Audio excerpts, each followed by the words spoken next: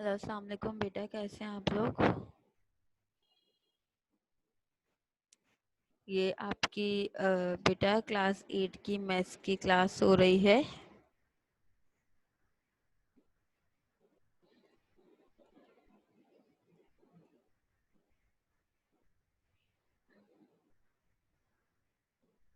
अच्छा जी, आपकी क्लास 8 की मैथ्स की क्लास हो रही है। उस दिन अभी मैंने आपसे ये बात कही थी कि आप लोगों को अगर असाइनमेंट में कोई प्रॉब्लम हो तो आप लोग हमारे यूट्यूब के चैनल पर सर्च कर सकते हैं क्लास 8 लिख के, और जो आज की डेट पे जिस डेट की क्लास हुई होती है, जैसे आज 20 जुलाई है, तो आज आप जुलाई 20 लिखेंगे तो उसमें आपकी वीडियो आ जाएगी। ठीक है, और अगर वीडियो देखने के बाद भी आपको समझ ना आए तो आप स्कूल में टीचर्स आ रही हैं, आप आके मुझसे पूछ सकते हैं। ठीक है बेटा। अच्छा जी, सेट्स की प्रॉपर्टीज के बारे में अगर बात करूं तो दो प्रॉपर्टीज मैं पहले बता चुकी हूँ आपको, commutative property of union, commutative property of intersection. ठीक है, और एसोसिएटिव प्रॉपर्टी ऑफ यूनियन और एसोसिएटिव प्रॉपर्टी ऑफ इंटरसेक्शन, यानी कि टोटल ये दो प्रॉपर्टीज हैं, कम्यूटेटिव और इंटरसेक्शन एसोसिएटिव। लेकिन इन दो प्रॉपर्टीज, दोनों प्रॉपर्टीज यूनियन और इंटरसेक्शन दोनों में, ठीक है ना। आज हम दूसरी प्रॉपर्टी एक और इसकी पढ़ेंगे। ठीक है। अच्छा जी, distributive property of the union over intersection, distributive property of the union over intersection. बेटा इनके भी फॉर्मूले हैं, ठीक है ना। देखें, ये ऐसी प्रॉपर्टी जिसमें यूनियन और इंटरसेक्शन दोनों आएगा। ठीक है, लेकिन बस फर्क ये होगा कि एक जो है वो प्रॉपर्टी होगी इसमें यूनियन ओवर इंटरसेक्शन, दूसरी होगी इंटरसेक्शन ओवर यूनियन। ठीक है, अब जब हम पढ़ेंगे तो आपको आगे समझ आएगा।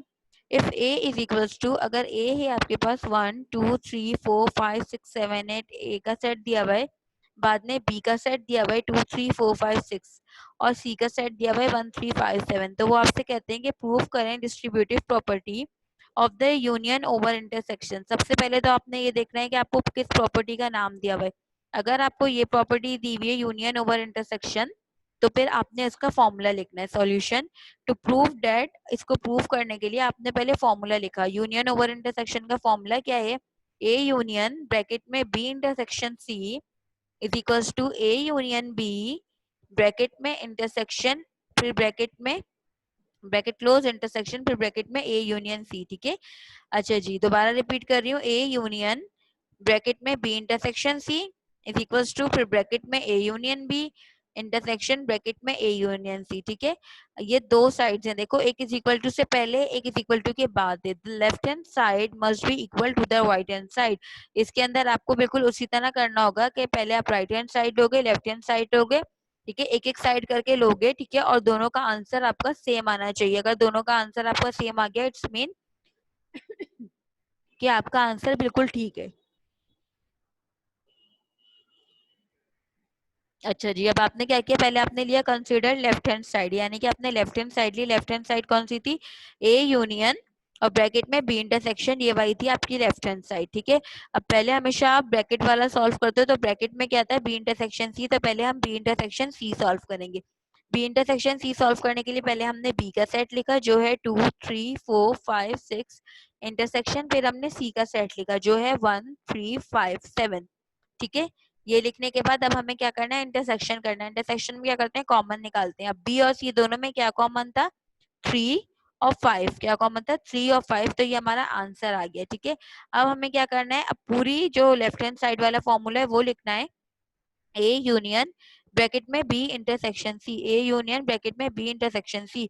अब ए लिखा हुआ है तो पहले आप ए का सेट लिखो। ए का सेट क्या है, 1 2 3 4 5 6 7 8। आपने ए का सेट लिखा, बीच में आपने लिखा यू, क्योंकि यू लिखा हुआ था फॉर्मूले में भी, तो आपने बीच में यू लिखा। फिर आपने बी इंटरसेक्शन सी का आंसर लिखा, तो बी इंटरसेक्शन सी का आंसर क्या था आपका, 3 और 5। क्या था बेटा, 3 और 5, तो आपने उसका आंसर लिखा। अब आपने इन दोनों को मिला के लिख देना, यूनियन मतलब मिला के लिखना है। तो जब आपने ए यूनियन और बी इंटरसेक्शन सी के आंसर को मिला के लिखा तो आपका आंसर आया 1 2 3 4 5 6 7 8। ठीक है, यहाँ तक समझ आया। अच्छा, अब जरा राइट साइड पे देखिए, एक वेन डायग्राम बनी हुई है। ठीक है, वेन डायग्राम बनी हुई है बी इंटरसेक्शन सी की, यानी कि जो हमने सबसे पहले निकाला था। तो वो डायग्राम कैसी बनेगी, आपने एक रेक्टेंगल बॉक्स बनाया, उसके अंदर आपने दो सर्कल्स बनाए, एक दूसरे के ओवरलैप देख रहे हैं आपको जिस तरह दिख रहे हैं। हाफ हाफ एक दूसरे के अंदर है वो, ठीक है ना। उसके बाद आपने क्या किया, एक सेट को यानी कि जो पहले वाला सर्कल था उसको आपने बी का नाम दिया, दूसरे वाले सर्कल को आपने किसका नाम दिया, दूसरे वाले सर्कल को आपने सी का नाम दिया, ठीक है बेटा। उसके बाद आपने क्या किया, जो आपका आंसर था 3 और 5, वो जो दोनों सर्कल्स की मिडिल जगह थी, ठीक है, बीच वाली जगह थी, आपने वहां पे जो है वो आंसर लिख दिया 3, 5 और आपने उसको कलर्ड कर दिया। कलर्ड करने का मतलब ये है कि हमने शो किया कि ये हमारा आंसर है, ठीक है। फिर हमने बी वाला सेट लिखा, बी वाले सेट में अब आप देखो आंसर, क्योंकि आप लिख चुके हो तो आप आंसर को कट करने के बाद कौन कौन से नंबर बचे, आपने 3 और 5 कट कर दिए बी वाले सेट में से, तो आपके पास क्या बचे 2, 4, 6, क्या बचे 2, 4, 6, तो वो 2, 4, 6 आपने लिख दिया, ठीक है। उसके बाद सी वाला सेट देखिए, उसमें से आपने 3 और 5 कट कर दिया, तो आपके पास क्या बचा 1 और 7, तो आपने 1 और 7 लिख दिया, सही है। अच्छा जी, ये आपका हो गया। अब आप देखिए consider right hand side, left hand side का आंसर आ गया था, अब आपने राइट हैंड साइड कंसीडर किया। राइट हैंड साइड है आपका ए यूनियन बी, ब्रैकेट में, फिर बीच में इंटरसेक्शन, फिर ब्रैकेट में ए यूनियन सी। तो पहले हम ब्रैकेट सॉल्व करते हैं, तो पहले ए यूनियन बी निकाला। ए यूनियन बी निकालने के लिए आपने पहले ए का सेट लिखा, 1 2 3 4 5 6 7 8, बीच में आपने लिखा यू, और फिर आपने बी का सेट लिखा। बी का सेट क्या आपका 2 3 4 5 6, क्या है बेटा आपका बी का सेट 2 3 4 5 6, सही है। अब आपने ए यूनियन बी निकाला। ए यूनियन बी के लिए आपको क्या करना है, आपको ए यूनियन बी के लिए दोनों को मिला के लिखना है, तो आपने दोनों को मिला के असेंडिंग ऑर्डर में लिखा, तो आपका आंसर आया 1 2 3 4 5 6 7 8, ठीक है। अच्छा जी, अब आपने ए यूनियन बी निकाल लिया, अब आपको निकालना है A union C. A union C के लिए आपने पहले क्या किया, 1 2 3 4 5 6 7 8, आपने पहले जो है वो ए का सेट लिखा, फिर बीच में यू लगा के आपने सी का सेट लिखा। सी का सेट क्या है 1 3 5 7। अब आपने इन दोनों को क्या किया बेटा, मिला के यूनियन करके लिखा, तो आपका आंसर क्या आया 1 2 3 4 5 6 7 8, ठीक है। ए यूनियन बी और ए यूनियन सी आपने निकाल लिया। अब आपने जो पूरा आपका राइट हैंड साइड वाला फॉर्मूला था आपने वो लिख दिया, ब्रैकेट में ए यूनियन बी, फिर ब्रैकेट क्लोज, इंटरसेक्शन का साइन, फिर ब्रैकेट में ए यूनियन सी। पहले आपने ए यूनियन बी जो ऊपर निकाला आप वो लिखोगे। ए यूनियन बी का आंसर क्या आया था आपका ऊपर 1 से लेके 8 तक, आपने वो लिखा, फिर बीच में आपने इंटरसेक्शन का साइन लगाया, फिर आपने ए यूनियन सी का आंसर लिखा। ए यूनियन सी क्या आया था आपका 1 से लेके 8 तक, वो भी आया था, ठीक है। अब आपने ए यूनियन बी और ए यूनियन सी दोनों में से का इंटरसेक्शन निकालना है, यानी कि कॉमन निकालना है। तो दोनों में क्या कॉमन है, क्योंकि दोनों बिल्कुल सेम है तो एज इट इज वही आंसर आएगा। दोनों में दोनों नंबर सेम है, 1 2 3 4 5 6 7 8 आपका आंसर है। तो आप देखिए आपका लेफ्ट हैंड साइड का आंसर भी यही आया था 1 से लेके 8 तक, और राइट हैंड साइड का आंसर भी यही आया था 1 से लेके 8 तक, ठीक है। तो आपने नीचे लिख दिया कि left hand side is equal to right hand side, फिर आपने लेफ्ट हैंड साइड का फॉर्मूला लिखा, equal to right hand side का फॉर्मूला लिखा, और आपने आगे लिख दिया प्रूव, यानी कि आपका लेफ्ट हैंड साइड और राइट हैंड साइड दोनों प्रूव हो गए, ठीक है। अच्छा जी, अब है बेटा इसकी वेन डायग्राम। अच्छा जी, वेन डायग्राम आप कैसे बनाएंगे, पहले आपने जो लेफ्ट हैंड साइड थी उसकी वेन डायग्राम बनाई, A union B intersection C की, ठीक है। उसके अंदर आपने क्या किया बेटा, कि जो आपका आंसर था 3 और 5, ठीक है ना, आपने उसको बीच में लिखा, ठीक है। और उसके बाद जितना भी सब बच गया 3 और 5 आंसर में से हटाने के बाद क्या क्या बचा, 1 2 4 5 7 8, 1 2 4 5 नहीं सॉरी 1 2 4 6 7 8, वो आपने ए वाले सेट में लिख दिया, ठीक है। वो आपने क्या लिख दिया, ए वाले सेट में लिख दिया। और वो दूसरा था बी इंटरसेक्शन सी, तो उसके अंदर बाकी आपने 3 और 5 लिख दिया, ठीक है। अब नेक्स्ट वाले में देखिए, नेक्स्ट वाले में आपका जो टोटल आपने ओवरलैप बनाया ना, एक सेट को आपने ए यूनियन बी का आंसर दिया, ए यूनियन बी का नाम दिया, एक को ए यूनियन सी का, ठीक है, आपकी स्क्रीन पे मौजूद है।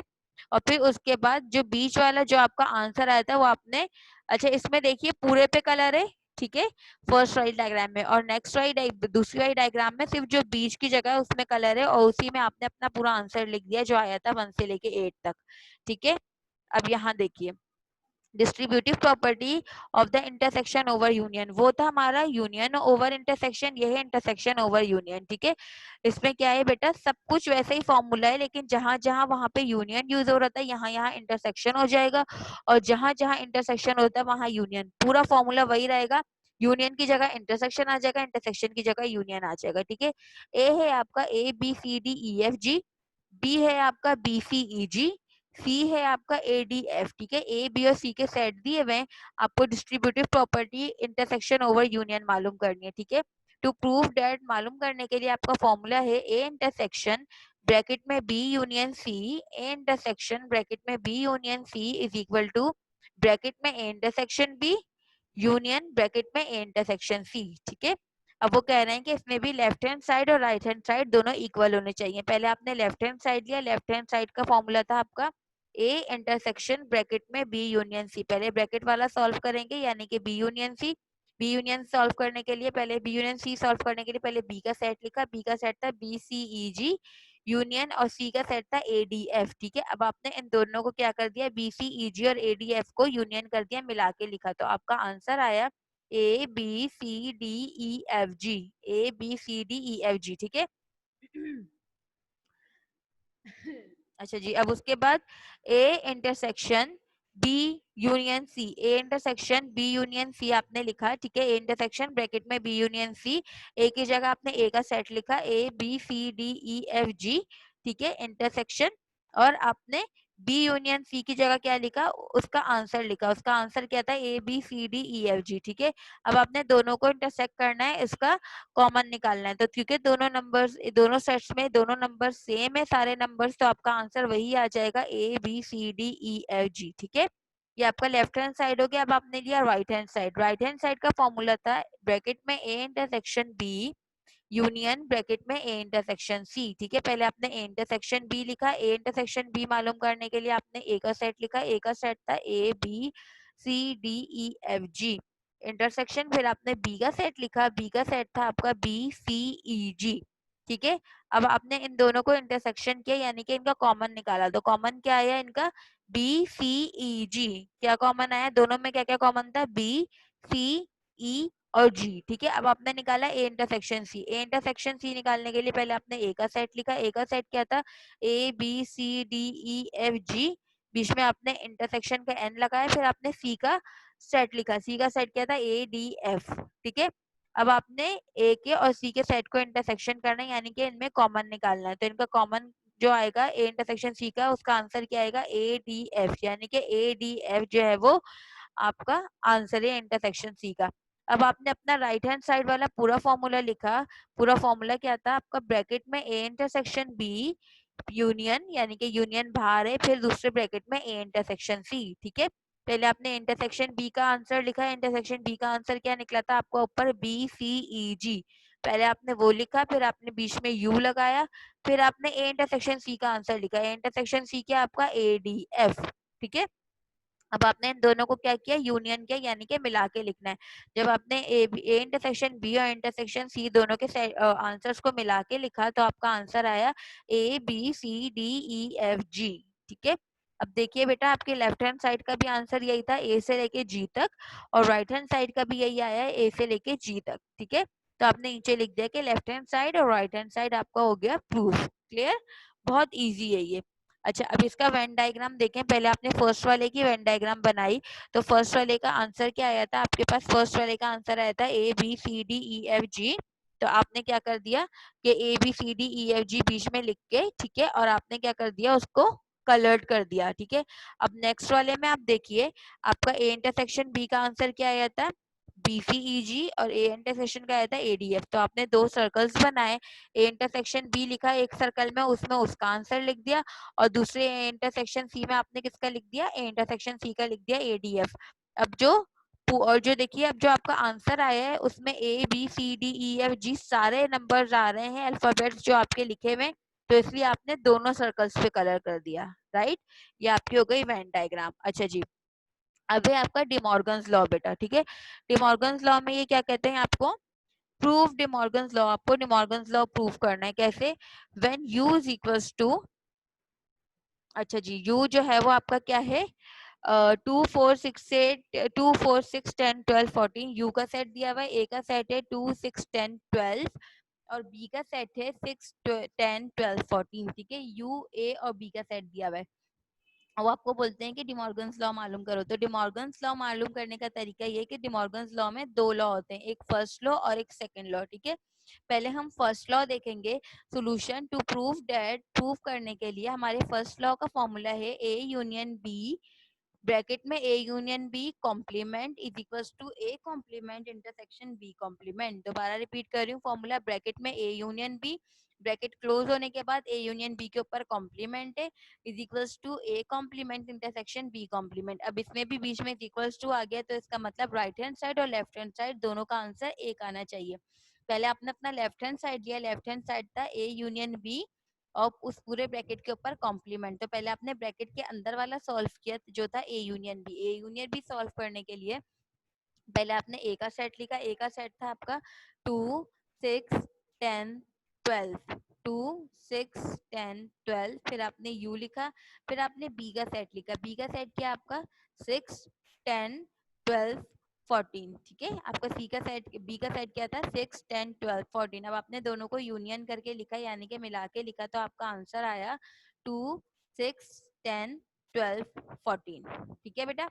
अच्छा जी, अब आपने ए यूनियन बी के जो आपने निकाला है आंसर, उसको ऊपर लगा हुआ है कॉम्प्लीमेंट, यानी कि आपको उसको किससे माइनस करना है, ए यूनियन बी वाले आंसर को माइनस करना है यू से। ठीक है, तो आपने पहले किसका सेट लिखा, यू का सेट लिखा, यू का सेट क्या आपका 2 4 6 10 12 14। आपने पहले यू का सेट लिखा, फिर आपने बीच में माइनस लगाया, फिर आपने ए यूनियन बी का जो आंसर निकाला था वो निकला। क्या आंसर निकाला था आपने 2 6 10 12 14, वो आंसर लिख दिया। अब देखें जो दोनों में सेम नंबर्स है ना, आप उनको कट कर दीजिए।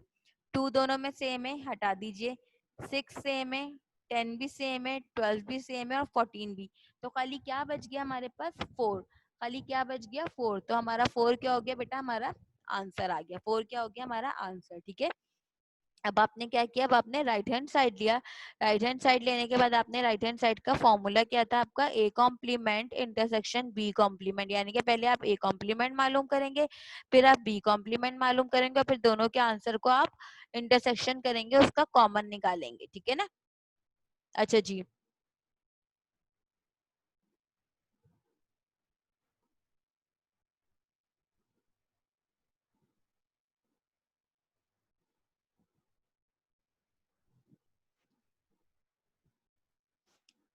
तो बेटा आपने क्या करना है यहाँ पे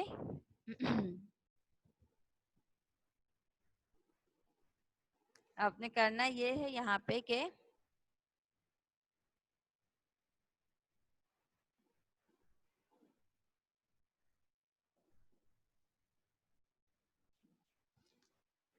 अच्छा जी बेटा, ठीक है। तो हम कहाँ पे थे, हाँ यहाँ पे थे, consider the right hand side. ठीक है, हमने क्या किया, इसके अंदर पहले हमने ए कॉम्प्लीमेंट लिया, ए कॉम्प्लीमेंट में से हमने ए कॉम्प्लीमेंट मतलब यू माइनस ए, तो हमने यू माइनस ए के लिए पहले हमने यू का सेट लिखा 2 4 6 10 12 14 माइनस, फिर हमने ए का सेट लिखा, ए का सेट क्या है 2 6 10 12। ठीक है, फिर जो सेम थे हमने उसको कट कर दिए और जो रिमेनिंग होंगे उसको हमारा आंसर होगा। ठीक है, तो सेम क्या थे हमारे 2 6 10 12 हमारे सेम थे, और बच कौन से गए थे 4 और 14। क्या बच गए थे बेटा 4 और 14। ठीक है, तो हमने 4 और 14 हमारा ए कॉम्प्लीमेंट का आंसर है। अब हमें क्या करना था, अब हमें बी कॉम्प्लीमेंट निकालना था। बी कॉम्प्लीमेंट मतलब यू में से बी को माइनस करना था। यू में से बी को माइनस करने के लिए पहले हमने यू का सेट लिखा, यू का सेट था 2 4 6 10 12 14 माइनस, फिर हमने बी का सेट लिखा, बी का सेट था हमारा बेटा 6 6 10 12 14। ठीक है, अब इनमें से जो सेम थे उनको हम कट कर लेंगे, 6 10 12 14। तो हमारे पास क्या बचा 2 और 4। ए कॉम्प्लीमेंट का आंसर था 4 14 और बी कॉम्प्लीमेंट का था 2 4। ठीक है, अब हम पूरा फॉर्मूला लिखेंगे, A complement intersection B complement. A complement की जगह ए कॉम्प्लीमेंट का हम आंसर लिखेंगे। ए कॉम्प्लीमेंट का आंसर था हमारा,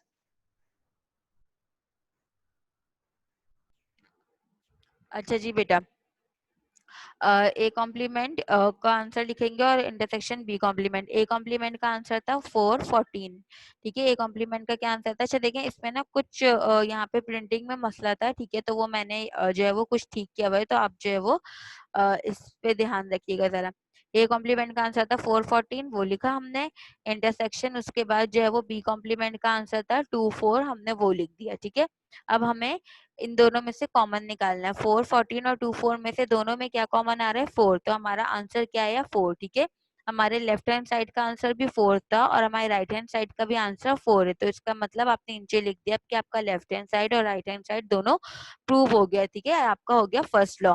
अब सेकंड लॉ देखिए, सेकंड लॉ का आपका फॉर्मूला है ए इंटरसेक्शन बी, यानी कि ब्रैकेट में इंटरसेक्शन बी और ब्रैकेट के बाहर कॉम्प्लीमेंट लगा हुआ है, is equals to A complement union B complement. ठीक है, अब आपने भी इन दोनों को भी right hand side left hand side prove करना है। पहले आपने लेफ्ट हैंड साइड लिया, लेफ्ट हैंड साइड था आपका ब्रैकेट में इंटरसेक्शन बी और उसके ऊपर कॉम्प्लीमेंट। ठीक है, पहले आपने क्या मालूम किया? ब्रैकेट के अंदर वाला यानी कि इंटरसेक्शन बी वाला। इंटरसेक्शन बी का आंसर निकालने के लिए आपने पहले ए का सेट लिखा।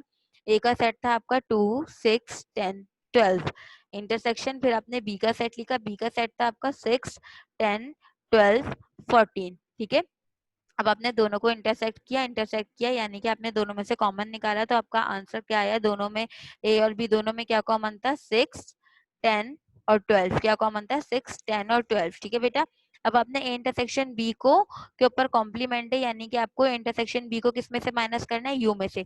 जब आपने इसको यू में से माइनस करना है, किस तरह? पहले आपने यू का सेट लिखा 2 4 6 10 12 14। ठीक है, फिर आपने माइनस का साइन लगाया, फिर आपने इंटरसेक्शन बी का आंसर लिखा जो था आपका 6 10 12। ठीक है, अब उसके बाद आपने इन दोनों में से माइनस कैसे करना है? जो कॉमन नंबर्स है उनको काट दें। कॉमन नंबर्स कौन कौन से हैं? 6 10 और 12। तो आपके पास क्या क्या बचे बाद में? 2 4 14। तो आपका आंसर क्या है बेटा लेफ्ट हैंड साइड का? 2 4 14। अब आपने राइट हैंड साइड कंसीडर किया। राइट हैंड साइड में पहले आप ए कॉम्प्लीमेंट मालूम करेंगे, फिर बी कॉम्प्लीमेंट और फिर दोनों के आंसर को यूनियन कर देंगे।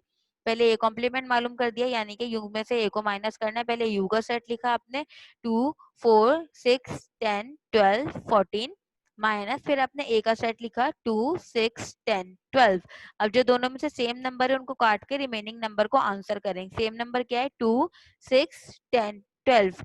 आपने काट दिया तो आपके पास क्या बचे? 4 और 14। क्या बचे बेटा आपके पास? 4 और 14। ठीक है, अब आपने बी कॉम्प्लीमेंट मालूम करना है, यानी कि यू में से वी को माइनस करना है। यू का सेट लिखा पहले आपने 2 4 6 10 12 14 माइनस, फिर आपने बी का सेट लिखा। बी का सेट क्या है? 6 10 12 14। ठीक है, अब दोनों में कौन कौन से सेम नंबर है? यू और बी में 6 10 12 14, वो आपने कट कर दिया, तो आपके पास रिमेनिंग नंबर्स क्या बचे? 2 और 4। 2 और 4। ठीक है, तो 2 और 4 आपके पास बचे, वो आपका बी कॉम्प्लीमेंट का आंसर है। अब आपने ए कॉम्प्लीमेंट और बी कॉम्प्लीमेंट दोनों के आंसर को यूनियन करके लिखना है, यानी कि मिला के लिखना है। पहले आपने ए कॉम्प्लीमेंट का आंसर लिखा। ए कॉम्प्लीमेंट का आंसर था आपका 4 और 14। ठीक है, फिर आपने बीच में यू लिखा, फिर आपने बी कॉम्प्लीमेंट का आंसर लिखा। बी कॉम्प्लीमेंट का आंसर था आपका 2 और 4। ठीक है ना, अब आपने जब दोनों को मिला के लिखा तो आपका आंसर आया 2 4 14, यानी कि आपका लेफ्ट हैंड साइड का आंसर भी आया 2 4 15 और राइट हैंड साइड का भी आया 2 4 15। इट्स मीन आपका राइट हैंड साइड और लेफ्ट हैंड साइड दोनों जो है वो क्या हो चुका है? प्रूव हो चुका है। ठीक है बेटा, ये रहा आपका डिमॉर्गन्स लॉ। अच्छा जी, अब आगे देखिए फ्लेंडी ब्लैंक्स। फ्लेंडी ब्लैंक्स में कहते हैं according to the commutative property of union, commutative property of union की के तहत B union A is equals to B union A किसके बराबर होता है? बी यूनियन ए बराबर होता है ए यूनियन बी के। यही आपका कम्यूटेटिव प्रॉपर्टी का फॉर्मूला भी। ठीक है, for 3 sets A B and C, अगर 3 सेट्स आपको दिए हुए हैं ए बी और सी, ठीक है, और एक हिस्सा आपको दिया हुआ है A union B union C bracket में, तो दूसरा हिस्सा आप कैसे करेंगे? दूसरा हिस्सा कैसे करेंगे? पहले अगर आपने एक आपको बी यूनियन सी पहले उन्होंने ब्रैकेट में ले लिया है, तो आपका फिर दूसरा आंसर क्या होगा? ब्रैकेट में आ जाएगा ए यूनियन बी और यूनियन सी बाहर आ जाएगा। ठीक है, जो आपकी एसोसिएटिव प्रॉपर्टी ऑफ यूनियन का भी फॉर्मूला है। उसके बाद कंप्लीट द प्रॉपर्टी, आपको प्रॉपर्टी कंप्लीट करनी है ए यूनियन ब्रैकेट में बी इंटरसेक्शन सी। ठीक है, आप इसको किस में खोलेंगे? आप इसको खोलेंगे ए यूनियन बी ब्रैकेट में और इंटरसेक्शन ब्रैकेट के बाहर ए यूनियन सी। ठीक है, ये आपकी प्रॉपर्टीज हैं। The intersection of two sets consist of dash element, अगर आप दोनों सेट आपस में इंटरसेक्शन हम करते हैं तो उनमें से हम क्या निकालते हैं? उसमें से हम क्या निकालते हैं इंटरसेक्शन करते हुए? कॉमन। क्या निकालते हैं बेटा? कॉमन। ठीक है, the formula for the number of subset, subset जो शुरू में हमने मालूम किए थे, ठीक है ना, उसका फॉर्मूला क्या था? 2 के ऊपर n, 2 के ऊपर n, n मतलब नंबर ऑफ एलिमेंट्स। ठीक है, अच्छा जी, अब ट्रू एंड फॉल्स देखिए। A set containing 3 elements has 6 subset, वो बोल रहे हैं अगर 3 एलिमेंट्स हैं तो क्या उसके 6 सबसेट होंगे, वो गलत है, ठीक है ना। कितने होंगे उसके, होंगे 8 सबसेट्स बनेंगे, ठीक है। तो ये आपका क्या है answer, false. Every set is a subset of itself, हर सेट जो है वो अपना सबसेट होता है, तो हाँ ये ट्रू है, यानी कि हर सेट के तमाम नंबर्स उसके अपने सेट में मौजूद होते हैं। अब power set is a subset of the given set, क्या पावर सेट जो है वो हर सेट का सबसेट होता है, तो ये गलत है, ठीक है। ये डिपेंड करता है हमारे एलिमेंट्स पे। A subset contain all the elements of the super set, वो कह रहे हैं कि सबसेट के जो है वो तमाम एलिमेंट सुपर सेट में होते हैं, तो ये भी गलत है। An improper subset is equal to the original set, वो बोल रहे हैं कि अगर इम्प्रॉपर सेट सबसेट जो होता है हमारा, क्या वो हमारे ओरिजिनल सेट की तरह ही होता है, उसके बराबर होता है, तो जी हाँ वो क्या है, ट्रू है, ठीक है, क्या है, ट्रू। अच्छा जी, एमसीक्यूज देखिए।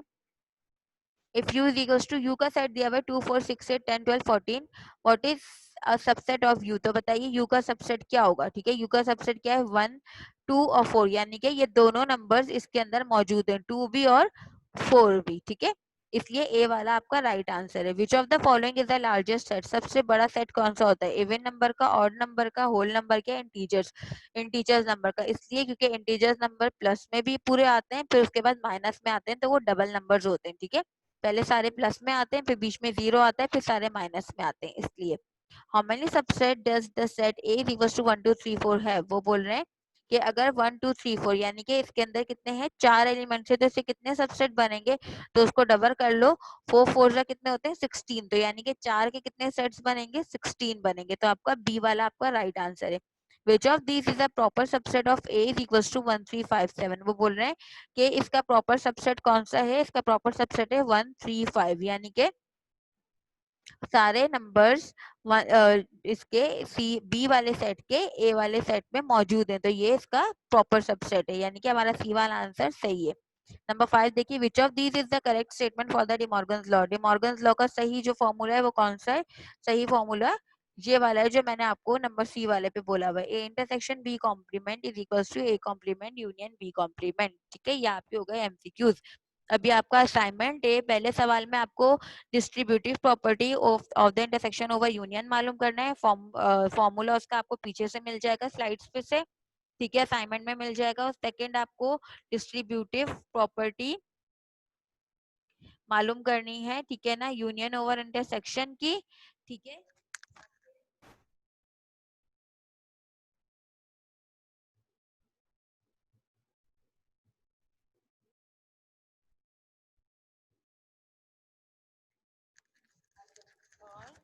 नंबर 3 में आपको मालूम करना है डिमॉर्गन्स लॉ, ठीक है। ये 3 सवाल आपके असाइनमेंट है।